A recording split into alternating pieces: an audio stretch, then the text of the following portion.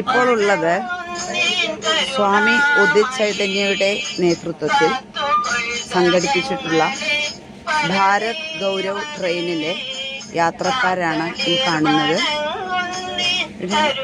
അയോധ്യ, അതുപോലെ തന്നെ കാശി, വാരാണസി തുടങ്ങിയിട്ടുള്ള ഗയ തുടങ്ങി ഒരുപാട് പുണ്യസ്ഥലങ്ങളിലേക്ക് യാത്ര പോകുന്ന ഒരു ട്രെയിനാണ് ഇത്.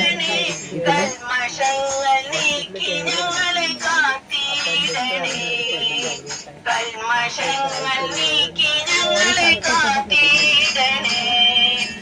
ഏകദേശം 720ഓളം യാത്രക്കാരാണ് ഈ ട്രെയിനിലുള്ളത്.